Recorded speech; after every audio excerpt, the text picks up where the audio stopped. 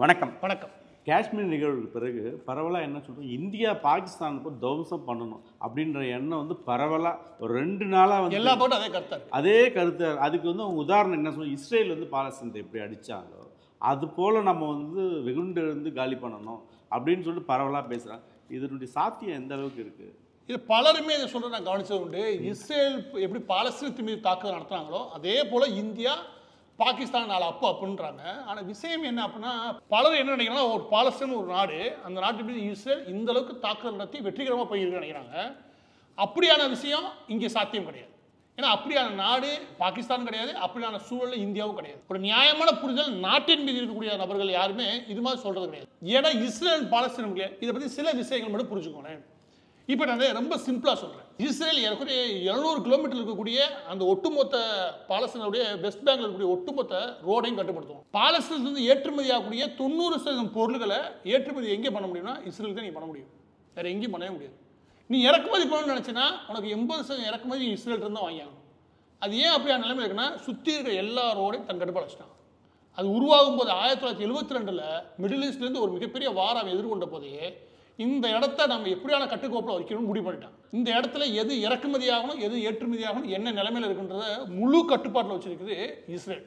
இன்னைக்கு நேற்று கிடையாது, 1972 எனவே இது பாகிஸ்தான் போல ஒரு நாடு, இது பாலஸ்தீன். இப்போ பாலஸ்தீன் நம்மளுடைய யதார்த்தமான நிலைமை என்னன்னா, பலர் நினைக்கிறாங்க நாடா இருக்கு நினைக்கிறாங்க. அந்த நாட்டுடைய கரன்சி எங்கேயாவது நீ பார்த்தோம்டா, அந்த நாட்டுக்கு கரன்சியே இருக்காது. பாலஸ்தீன் அந்த நாட்டில் போய் நீங்கள் அமெரிக்கன் டாலரோ இல்லாட்டி இஸ்ரேலுடைய நாணயத்தை கொடுத்து ஏற்றுப்பான். அது ரெண்டு இல்லைன்னா ஜோர்டானுடைய நாணயத்தை கூட ஏற்றுப்பான். அவனுக்கு தனியாக கரன்சி அடிச்சுலாம் கொடுக்குறது கிடையாது. ஒரு பேங்கிங் சிஸ்டமே கிடையாது. ஒரு பேங்கிங் சிஸ்டத்தை உருவாக்கணும் சென்ட்ரல் பேங்க் மாதிரி, அதுவும் நடைமுறை சாத்தியமாக போயிடுச்சு. அது பேங்கை இயங்கணும் பண்ணிட்டான் இஸ்ரேல். அது மிக முக்கியமானது இந்த ரோடு இருக்குல்ல, இந்த ரோடோட செக் பாயிண்ட்ஸ் மட்டும் 800 இடங்களில் செக் பாயிண்ட் போட்டுருப்பான். எப்படி சுற்றி இஸ்ரேல் என்ன பண்ணா பாலஸ்தீன் 800 இடங்களில் செக் பாயிண்ட் போட்டுருப்பான். அதை அடுத்து வால் ஒன்று போட்டுருப்பான். இந்த ரோடில் நடமாட்டிங்கன்னா இஸ்ரேலில் அப்போ தெரியும் இஸ்ரேல் எந்த அளவுக்கு பாலஸ்தீனத்தை தன் கட்டுப்பாட்டில் முழுமையாக வச்சுருக்காங்க. வெஸ்ட் பேங்கோட எல்லை இருக்குல்ல, வெஸ்ட் பேங்க் அண்ணன் பாலஸ்தீனத்துடைய காசா இந்த பக்கம் இருக்கும், இந்த பக்கம் வெஸ்ட் பேங்க் இருக்கும். 2 பகுதிகளாக பிரிஞ்சிருக்கு. இந்த 2 பகுதியிலையும் வெஸ்ட் பேங்கை சுற்றி முழுமையாக எர்த்வால் போட்டான். எர்த்வால்ன்றது ஏறக்கூடிய ஒரு 80 அடிக்கு சுவரை கட்டிட்டான். நீ ஏறி குதிச்சா வரைய முடியாது, வேணா அது பொறுத்து கல்ல அந்த செவத்துலாம் எரிஞ்சுக்கலாம். நீ இந்த ஊருக்குள்ள வரைய முடியாது, மொத்தம் வாழை கட்டி விட்டான். மிச்சம் இருக்கிறது ஒரு ரோடு. அந்த ரோடோடைய பிரான்ச்சஸ் எல்லாமே ஏறக்குறைய 20 பக்கங்களாக பிரியுது. அது எல்லாமே ஒரு இடத்துல போய் இணையும். எது வெஸ்ட் பேங்க்ல இருந்து அந்த ஒரு இடத்துல இணையதை பாருங்க. நான் ஒரு எடுத்துக்காட்டு சொல்றேன் எப்படி இஸ்ரேல் இருக்குன்னு. எனவே இந்த தாக்குதல் என்ன மாதிரியான விஷயம்ன்ற புரியும். இஸ்ரேலை பற்றியான விஷயங்கள் புரியாதனால இதை தெளிவாக பேச வேண்டியிருக்கு. இதில் நீங்கள் பேரிகேட் போட்டுப்பாங்களே, இந்த டோல்கேட் போட்டுப்பாங்களே, டோல்கேட்டுன்றது அதான் அவளை பொறுத்த வரைக்கும் full and full immigration tollgate. அதுன்றது கடைசி பகுதி.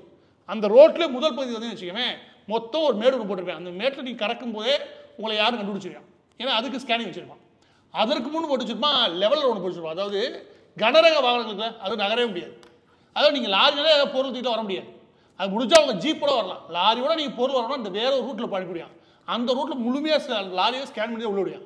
எனவே நீங்கள் சாலை மார்க்கமாக போகிறக்குள்ள ஏற்கனவே 18 விதமான பிரச்சனைகள் நீங்கள் சந்திப்பீங்க. இது எல்லாம் முடிஞ்சு நீ மைக்ரேஷன் பண்ணி வச்சுக்கவேன், அங்கே கூப்பிட்டு ஒரு இதுக்குள்ள அனுப்புவான். அதுக்கு உள்ளே போகும்போது நீங்கள் சிறைக்குள்ள போகிற அனுபவம் எல்லாம் வந்து கிடச்சிடும். அந்த மாதிரி உள்ளே அனுப்பி வெளியே கொண்டு வந்து வச்சுக்கவேன், எவனுக்கு தப்பு பண்ண தோணவே தோணாது. அந்த அளவுக்கு ஆக்கி விட்டுறா மனநிலையா. நீங்கள் இத்தனைக்கும் பாலஸ்தீனத்திலிருந்து போகக்கூடிய நபராக கூட இருக்க தேவையில்லை. நீங்கள் வெளிநாட்டிலிருந்து வரக்கூடிய நபராக இருந்துச்சு இஸ்ரேலில் இந்த நிலைமையை தீவிரமாக உங்களால் பார்க்க முடியும்.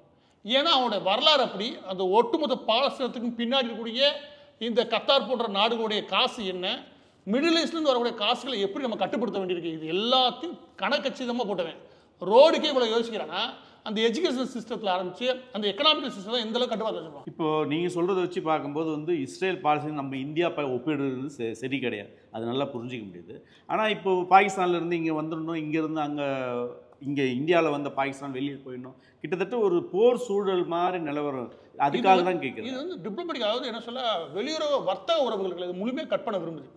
வர்த்தக உறவை தாண்டி பொருளாதார ஒரு பெரும் அழுத்தத்தை இந்தியா பாகிஸ்தானுக்கு கொடுக்க முயற்சி பண்ணுது. அது கொடுக்க முடியும்.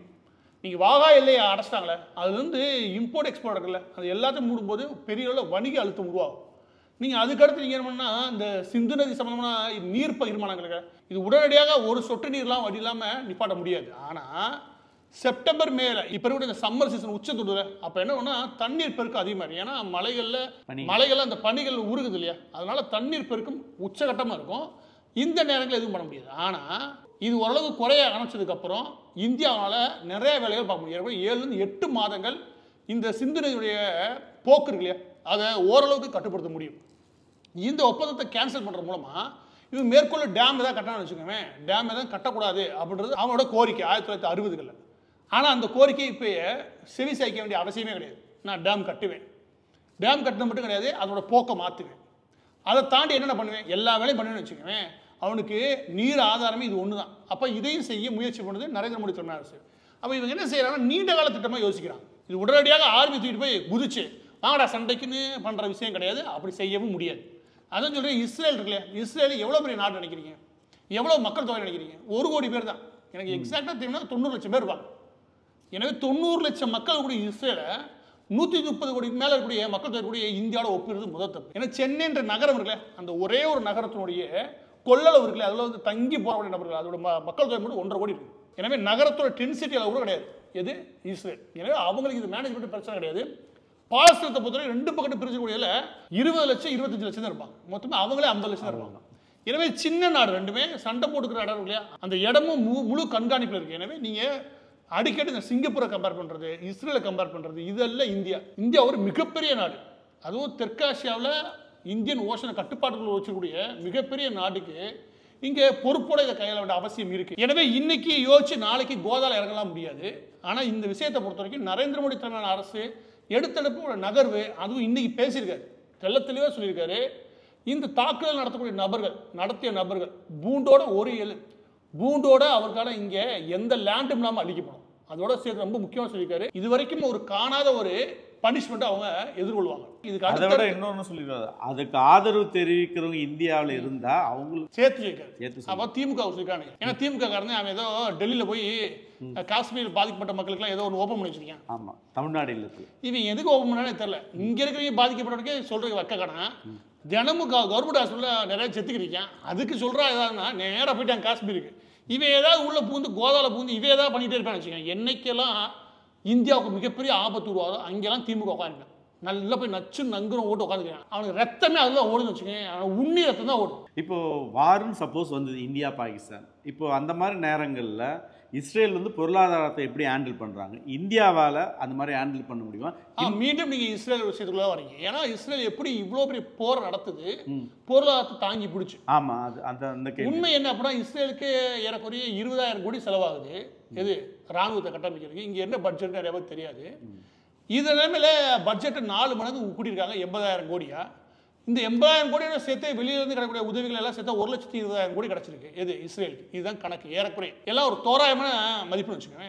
இந்த அளவு கிடச்சிருக்கு. இதை வச்சு தான் இங்கே நடந்துருக்காங்க. நம்மது அப்படியான கிடைச்சே கிடையாது. அது சொல்ல நீங்கள் ஒப்பீட்டு அளவில் நாடுன்னு ஒப்பிட எதுவுமே கிடையாது. இங்கே இந்தியாவோட ஒப்பிடணும்னா அதுக்கு தகுந்த அதே அளவில் இருக்கக்கூடிய நாடுகளோட ஒப்பிட முடியும். இதில் மிக முக்கியமான விஷயம் என்னென்னா, இந்தியா போரில் இறங்குறதுக்கு பொருளாதாரம் பிரச்சனை கிடையாது, பொருளாதாரத்தில் ஒரு பிரச்சனை இருக்குது. அதை இஸ்ரேல்கிட்ட நீங்கள் கற்றுக்கணும். இஸ்ரேல்கிட்ட நீங்கள் கற்றுக்க வேண்டிய விஷயம்னா அவனோட டெக்னாலஜி. ஒட்டுமொத்த நாடுமே தன்னோட நாட்டை பாதுகாப்பாக வைக்கிறதுக்கு தீவிரமாக யோசிக்கிறான், உள்நாட்டு உற்பத்திகள் தீவிரப்படுத்துகிறான். நீங்கள் பாலஸ்தீனத்தில் ஒவ்வொரு ஃபோனே ஒட்டு கேட்பான். பாலஸ்தீனத்தில் ஒரு ரகசியம் இருக்க முடியாது, எல்லாத்தையும் ஒட்டு கேட்பான். நீங்கள் என்ன பண்ணாலும் சரி, அது எல்லா ஹையர் ஆஃபீஸையும் தன் கட்டுப்பாடு வச்சுருப்பான். அந்த ஒட்டுமொத்த லேண்டையும் முழு கட்டுப்பாடு வச்சுருவான். ஈஜிப்த் அண்ட் தென் ஜோர்டான் இதுலேயும் கட்டுப்பாடு வச்சுருவான். எனவே இஸ்ரேலை பொறுத்த வரைக்கும் நீ புரிஞ்சுக்க வேண்டிய விஷயம், அந்த தற்காப்புக்கான எவ்வளோ ஏற்பாடுகள் பண்ணுறானோ, எவ்வளோ வாழ்க்காக ஏற்பாடு பண்ணுறானோ, அதே அளவுக்கு எதிர்காலத்துக்கு தேவையான எல்லா டெக்னாலஜியும் உருவாக்கிட்டே இருக்கான். அதில் நாம் கற்றுக்க வேண்டிய மிக முக்கியமான பாடம் நீங்கள் சொல்லி வச்சுக்கோங்க. இந்த விவகாரத்தில் வந்து அந்த அளவுக்கு நாம் எந்த அளவுக்கு டெக்னாலஜிகளாக இல்லாட்டி பவர்ஃபுல்லாக நமக்கு தேவையான உற்பத்தி பண்ணுற அளவுக்கு இருக்கோம் அப்படின்னா அது மிகப்பெரிய கேள்விக்குறி. திரும்ப சொல்கிறேன், அணு ஆயுதங்களுக்குள்ள போல, மேன் பவருக்குள்ள போல. ஆனால் டெக்னாலஜின்னு ஒரு விஷயம் இல்லையா, அதில் பெரிய லெவலில் நாம் இன்னமும் டிபெண்டாக இருக்கோம். எனவே இந்த நிலைமையில நீங்கள் வெளியே வந்துட்டீங்கன்னா இஸ்ரேலை பற்றி யோசிக்கலாம். இஸ்ரேல் சின்ன நாடாக இருந்தாலும் இந்த விவகாரத்தில் ரொம்ப புத்திசாலித்தனமான நாடு. ஆனால் நம்ம இந்தியாவை பொறுத்த வரைக்கும் பெரிய நாடாக இருந்தாலும் கூட டெக்னாலஜிகளை பொறுத்த வரைக்கும் ரொம்ப தீவிரமாக வளர்ச்சி அடையலை. இங்கே அறிவார்ந்த மக்களுக்கு பஞ்சம்லாம் கிடையாது. ஆனால் அறிவார்ந்த குழந்தைகளை உடனே யுஎஸ்ஓ இல்லாட்டி யூகேயோ பறந்துடுவாங்க. ஏன்னா கொத்திட்டு போகிறதுக்கு இங்கே வந்துடுவாங்க. இப்போ இந்த கேள்வி எதனால் எழுது அப்படின்னா, இஸ்ரேல் வந்து பாலஸ்தீனத்தை ஹேண்டில் பண்ணுறது 3 விதமாக பிரிஞ்சு இருக்குது, அதை வச்சு தான் ஹேண்டில் பண்ணுறது. அதே போல் இந்தியா வந்து பாகிஸ்தானை ஹேண்டில் பண்ணலாம். ஏன்னா பலுசிஸ்தான் பஞ்சாப் அப்படின்ற அதுவும் ஒரு 3 விதமா கூரா பாகிஸ்தான் பிரிஞ்சு கூரா பிரிஞ்சுதா கிட்டத்தட்ட அங்க டெய்லி சண்டை நடக்குது ஆமா எல்லாமே இது ஒரு நடந்துட்டு முக்கியமான விஷயம். இப்போ இஸ்ரேலை பத்தி புரிதல்ல மிக முக்கியமா இருக்க வேண்டிய விஷயம் என்ன அப்படின்னா, அவங்க ஜோனா பிரிச்சிருப்பாங்க. Area A, area B, area C. Area ஏயை பொறுத்த வரைக்கும் ஹமாஸ் தீவிரவாத அமைப்புகள் அவங்க வந்து அதிக கட்டுப்பாடு வச்சிருந்தாங்க. அதாவது காசா பகுதியில். அதனால காசாவுக்கு இங்க குரல் இருக்கும், பாலஸ்தீனுக்கு குரல் கொடுக்க மாட்டாங்க. இந்த உள்ளூர் ISIS தீவிரவாத ஆதரவாளர் இருப்பாங்க. பாகிஸ்தான் ஆதரவாளர் என்ன பண்ணுவாங்கன்னா காசாவுக்கு போய் குரல் கொடுப்பாங்க. அப்புறம் பாலஸ்தீன்வாங்க. வெஸ்ட் பேங்க் பத்தி பேச மாட்டாங்க. வெஸ்ட் பேங்க் முழுமையாக கட்டுப்பாடு இருக்கிறது பாலஸ்தீன் அத்தாரிட்டி இல்லை, பிஏ உடைய கட்டுப்பாட்டில் இருக்குது. பிஏ கட்டுப்பாடு இருக்கக்கூடிய பாலஸ்தீனுடைய கவர்மெண்ட் அத்தாரிட்டி கையில் இருக்கிறது வெஸ்ட் பேங்க். அதுக்கப்புறம் சின்ற ஏரியா, அது ரூரல் ஏரியான்னு வச்சுக்கோங்க. ஆனால் காசாவுடைய அர்பன் பகுதிகள், ஓரளவுக்கு அர்பன் இருக்கக்கூடிய பகுதிகள் எல்லாமே யார் கட்டுப்பாடில் இருக்குன்னா ஹமாஸ் தீவிரவாத அமைப்புகளுடன் கட்டுப்பாடில் இருக்குது. அது ஹமாஸ் மிலிட்டன்ட் சொல்கிறாங்க, இல்லாட்டி தீவிரவாத அமைப்பு. ஆனால் எப்படினாலும் சரி ஹமாஸ்க்கும் இஸ்ரேலுக்கும் ஆகவே ஆகாது. எனவே 3 பகுதியாக பிரிச்சிடறான். 3 பகுதியாக பிரித்து போட்டு அப்பையும் அவங்க வால் கட்டுற விட மாட்டாங்க, அப்பையும் செக் பண்ணுற விட மாட்டாங்க. ஆனால் அவனை முழுமையாக இந்த ரோடு இருக்கா மொத்தமாக ரோடை பிளாக் பண்ணி விட்டுறான். அவனை முழுமையாக தனிமைப்படுத்துறது 5 நிமிஷம் வேலை அவனுக்கு. இந்த மாதிரி உள்நாட்டு கட்டமைப்பு இல்லையா, அதில் இந்தியாவுக்கு பெரிய கை பாகிஸ்தானுக்குள்ள கிடையாது. நீங்கள் எதார்த்தத்தை புரிஞ்சுக்கணும். வெஸ்ட் பேங்க்குள்ள இருக்கக்கூடிய பிஏ இருக்காங்களே, அதை பாலஸ்தீன் அத்தாரிட்டி இருக்காங்களே, பாலஸ்தீன் கவர்மெண்ட் அத்தாரிட்டி யாருமே தனியாக சம்பளம் போடுவாங்க கிடையாது. பெரிய அளவு சம்பளம் கொடுக்கணும் இஸ்ரேல் தான். அவன் இல்லைன்னா அந்த கவர்மெண்ட் நடக்காது. அந்த மாதிரி வச்சுருப்பான்னு வச்சுக்கோங்க. எனவே பிஏ பொறுத்த வரைக்கும் நேரடி கட்டுப்பாடு இல்லாட்டி மறைமுக கட்டுப்பாடு, நல்ல கோஆப்ரேஷன் உண்டு. போன வருஷம் கூட 800 கோடி கொடுத்தான். பாலஸ்தீன் சண்டை நடந்துருக்குங்களா, அந்த நேரத்தில் அந்த கவர்மெண்ட் அத்தாரிட்டி கவர்மெண்ட் நடக்கிறதுக்கு 800 கோடி கொடுத்தான் யாரு, இஸ்ரேல். எனவே பிசி ஏரியாவை முழுமையாக கட்டுப்படுத்துவான். ஆனால் ஏஏ தான் அவனால் கட்டுப்படுத்த முடியாது. ஆனால் அந்த அளவுக்கு நமக்கு கை உள்ள ஓங்குனது கிடையாது பாகிஸ்தான் தனி நாடாக இருந்து வேலை பார்க்குது. ஆனால் அது நாசமாக போயிடும். நீங்கள் விட்டால் நாசமாக போயிடும். நம்மளாம் போய் எதுவும் செய்ய தெரியல. அவனே தந்தாலும் மண்ணள்ளி போட்டு எல்லாம் அள்ளி போட்டு அவனே குச்சி எடுத்து பொறுத்துக்கிறான். அந்த மாதிரி ஒரு வித்தியாசமான நாடு பாகிஸ்தான். இல்லை, நிறைய பேரோட எண்ணோட்டம் என்னன்னா, இந்த சூழலை பயன்படுத்தி பாகிஸ்தான் ஆக்கிரமிப்பு காஷ்மீர் நம்ம கண்ட்ரோல் எடுத்துட்டு வந்துடலாம்ல அப்படின்னு நிறைய பேரோட கருத்து அது. இல்லை அதெல்லாம் சொல்லலை, திரும்ப சொல்கிறேன். இது பெரிய ஒரு நீண்டகால போருக்கு வித்திருமை தவிர்த்து எந்த தீர்வும் பெருசாக தராது. நீண்டகால போர் தொடர அளவுக்கு 2 நாடுகளுக்கு வலுமாடு. முக்கியமாக சொன்னால் பாகிஸ்தானுக்கு அதுக்கு தகுதியே கிடையாது. அந்த நாடு தகுதியே கிடையாது, நடத்தி கொண்டு போய் போற முடியாதுன்னு வச்சுக்கோங்க. ஆனால் அதே அளவுக்கு போர் நடத்துகிறோம்னா, இப்போ இஸ்ரேலை பொறுத்த வரைக்கும் 2 லட்சம் கோடி செலவாயிருக்கும். ஆனால் போர் தொடங்கும்போது 2 லட்சம் கோடி தான் தொடங்கும் இந்தியா. ஏன்னா அதற்கான கட்டமைப்பு வேறு, அதற்கான பலம் வேறு, அதற்கான தேவை வேறு. நம்மளுடைய தேவை பெருசு. ஏன்னா இந்த போரை எந்த அளவுக்கு தொடங்குவானே தெரியல. பட் ஆனால் பதிலடி தீவிரமாக இருக்குன்னு நம்புகிறேன். அந்த பதிலடின்றது போராக கொண்டு போய் நடத்தி அவங்க அடித்து நொறுக்கி தூக்கிட்டு வருவாங்க அப்புறம் இந்த விஜய் அஜித் படம் மாதிரி இருக்காது. ஏன்னா அந்த மாதிரி இந்த ஊரில் நிறைய பேர் மீடியாவில் உட்காந்து பேசுகிறத பார்த்தேன். அந்த மாதிரி நடக்கிறதுக்கான சாத்தியம் ரொம்ப ரொம்ப குறைவு. ஆனால் டிப்ளமேட்டிக், அதாவது வர்த்தக உறவுகள் இருக்கு இல்லையா, அதன் மூலமாகவும் இதுக்கப்புறம் இதை தனிமைப்படுத்துகிறாங்க நாட்டை, இது பாகிஸ்தானை தனிமைப்படுத்துகிறாங்களே, அதுலேயும் தான் இந்தியா வெற்றி பெறும். இப்போ இறுதியாக ஒரு கேள்வி என்னென்னா, பாகிஸ்தானோட அமைச்சர், அதாவது மினிஸ்டர், டிஃபென்ஸ் மினிஸ்டர் என்ன பேசியிருக்காருன்னா, நடந்ததுக்கும் எங்களுக்கும் எந்த சம்மந்தமும் கிடையாது, அது எப்போ அவங்க சொல்கிறது தான். அதான் சொல்கிறதுக்கு 1 மணி நேரத்துக்கு முன்னாடி இப்போ லக்ஸரி தொய்பா சொல்லிட்டான், தீவிரவாத அமைப்பு எங்களுக்கு சம்மந்தம் இல்லை. 2 பேரும் ஒரே பேப்பரை எவ்வளோ அனுப்பிங்க. இவங்க ஒரு நாடு ஆர்மி என்ன பண்ணுதோ அதான் லக்ஸரி தொய்பா பண்ணுவான், லக்ஸரி தொய்பா என்ன பண்ணுவான், ஆர்மி அதை பண்ணுவான். இவங்க ரெண்டுத்துக்கு எந்த ஒர்க்கும் கிடையாது கட்டுப்படுத்துறதுக்கு யாரு, அங்கே இருக்கிற அட்மினிஸ்ட்ரேஷனுக்கு. பின் என்னது இவங்க பேசுகிறாங்க, எந்த சம்மந்தம் இல்லாத சொல்லுவாங்க, எல்லாம் சம்மந்தமாக சொல்லுவாங்க. நான் என்ன கேட்குறேன்னா, எல்லை தாண்டிய பயங்கரவாதம் இருக்கு இல்லையா, அதுக்கு ஆதாரம் எத்தனை நீங்கள் அடுத்த வருவாங்க, ஆதாரம் கொடுக்கணுவாங்க. ஆதாரம் பத்தலைன்னுவாங்க. அதே கடந்த காலம்லாம் இந்தியாவுக்கு எரிச்சல் தெரியுமா, ஆதாரம் கேட்பாங்க, ஆதாரம் கொடுத்தா பத்தலைன்னுவாங்க, ஆதாரம் போதலைன்னுவாங்க, ஆதாரம் வேத மாதிரி இருப்பாங்க, இப்படி சுற்றிட்டு வருவாங்க. இவங்க நடவடிக்கைலாம் எடுக்க மாட்டாங்க. உலகம் முழுவதும் எல்லா தீவிரவாத அமைப்புகளும் உள்ள சொர்க்கம் பூமியாக வாழலாம்னா பாகிஸ்தான் தான் வரலாம். இவங்க நம்பி, இதுக்கு மேலே இவங்க அட்மினிஸ்ட்ரேஷன் நம்பி, இவங்க நீதிமன்றத்தை நம்பி, இவங்க இராணுவத்தை நம்பி நீங்கள் போன வச்சுக்கேன், அதோட கேவலம் எதுவுமே கிடையாது. இவங்களுடைய பதிலாக இருக்குல்ல, அதெல்லாம் அந்த தண்ணி எழுத வேண்டியதான். இவங்களை எவனும் மதிக்கிறதே இல்லை. நீ நம்ம மதிக்கிறோடுங்க, உலக நாடுகள் ஏன் மதிக்க மாட்டேங்கிறீங்க, எவனையும் மதிக்க மாட்டாங்க பேசுறது. அது 2வது சொன்னது தான் அந்த கேள்வியிலே. அதாவது இதுக்கு எங்களுக்கு எந்த தொடர்பும் கிடையாது. அந்த இந்தியாவில் இருக்கிற மாநிலங்களில் அடிப்படை தேவைகள் இல்லாம மக்கள் அவஸ்தைப்படுறாங்க. சவுதி அரேபியா பிச்சை எடுக்க போயிருக்கேன், இந்தியா பத்தி பேசுறேன். ரேஷன் சிஸ்டம், பப்ளிக் டிஸ்ட்ரிபியூஷன் சிஸ்டத்துல இந்தியா 30 வருஷத்துக்கு தண்ணீர் வந்துருச்சு. நீ எங்க இந்தியா பத்திலாம் பேசக்கூடாது. இங்க அங்கே ரொட்டி போறதுக்கு துப்பு இல்லாம தான் அங்கே சவுதி அரேபியா பிச்சை எடுத்துருக்கேன். அவன் இந்தியா பத்தி பேச, இந்தியாவில் மாநிலங்களிடையே உள்நாட்டு கலவரங்கள் உருவாயிடுச்சு. நீ என்ன நினைச்சுக்கிட்டு தனி உலகத்தை வாழ்ந்துருக்கியா? எனக்கு தெரிஞ்சு யாராவது திமுக காரங்க வெளி உலகத்தை பேசியிருப்பேன், அதை கேட்டுப்பேன். அதை கேட்டுக்கிட்டு தான் ரொம்ப தனித்தனியாக பிரிஞ்சிருக்காங்க போல. நீ என்ன நினச்சிக்கொடி அங்கே திமுக தான் திராவிட மண்ணு தனியாக பிரிஞ்சிருக்கேன்னு பேசியான். அதெல்லாம் இவங்க பிடிச்சி போய் பேசியிருக்காங்க. அப்படி ஒன்று நடக்கவே கிடையாது. இந்தியாவில் அப்படி நடக்கிறதுக்கான வாய்ப்பே கிடையாது. ஊர் தான் தினம் வெள்ளிக்கிழமை ஆகிட்டா 10 குண்டு பிடிக்குது. அந்த லட்சத்தை வச்சுட்டு அடுத்த பேசி பேசுறது வேஸ்ட்டு. எனவே இந்த விவகாரத்து வரைக்கும் பாகிஸ்தானுடைய பேச்செல்லாம் தண்ணியில் தான் எழுதி வரணும். அதனால் எந்த பிரயோஜனம் கிடையாது. அவன் ஆர்டிகல் ஒன்று எழுதியிருக்காங்க. அது என்னன்னா தற்போதைக்கு எந்த பாதிப்பும் கிடையாது. ஏன்னா ஒரு துளி தண்ணி கூட அவன் நிப்பாட்ட முடியாது. நாங்கள் வந்து இன்டர்நேஷனல் கோர்ட்டு போவோம். இன்டர்நேஷனல் கோர்ட்டுக்கு போவே தெரியாமல் மோடி கவர்மெண்ட் நிப்பாட்டுச்சு. நீ போன்றேன் உன்னை எவன் மதிக்கிறான்னு நான் பார்க்குறேன். நீயே உன் குடிமக்களை வெளியே அனுப்பி பிச்சை எடுக்கிற மாதிரி ஊராக பிச்சை எடுத்துக்கிட்டு இருக்க. இப்படி ஒரு நாட்டை நடத்திக்கிட்டு வாய் சவுடாக மட்டும் எனக்கு பத்தாது. ஆக இஸ்ரேல் பாலஸ்தீனத்தை இந்தியா பாகிஸ்தானை ஒப்பிடுறது தவறு. ஏன்னா ரெண்டுக்குமே இருக்கிற பிரச்சனை வேற. பாலஸ்தீனத்துக்கு ஆர்மியும் கிடையாது, நேவியும் கிடையாது, ஏர்ஃபோர்ஸும் கிடையாது. ஆர்மியே இல்லாத ஒரு நாடு. சும்மா ஹமாஸ் இருக்கானுங்க. அவங்க எங்கேயும் ஒழிச்சு வாழ்ந்துக்கிறாங்க. அவங்க தூக்கி போட்டு மிதிச்சுக்கிட்டீங்க. இவ்வளோதான். இங்கே ஆர்மின்னு ஒன்று இருக்குது, அதுக்குன்னு ஒரு ஸ்ட்ரக்சர் இருக்குது, கோர்ட்டுன்னு ஒன்று இருக்குது. பாலஸ்தீனத்தில் கோர்ட்டே கிடையாது. ஏதோ கிராம சபை கூட்டமாக நடத்திட்டு நாட்டை அந்த ஊரை அடிக்கிறதுக்கும் இந்தியா பாகிஸ்தான் அடிக்கிறதுக்கும் வித்தியாசம் நிறைய இருக்குது. நம்ம ஒரு விஷயத்தை ஸ்ட்ராங்காக எதிர்பார்க்கலாம். அது நரேந்திர மோடி நபரை உட்கார வச்சுருக்கோம். அதனால எப்படியும் இதுதான் வாழ்க்கைன்னு வாழ்ந்தார். இதை விட்டு வைக்க மாட்டான்னு தோணுது. எனவே எப்படி பார்த்தாலும் அடுத்த சில வாரங்களில் பாகிஸ்தான் அதுக்கான அழுத்தத்தை தீவிரமாக எதிர்கொள்ளும். அந்த நம்பிக்கையை உறுதியாக அந்த நரேந்திர மோடி தலைமையான அரசு மீது தாராளமாக வைக்கலாம்.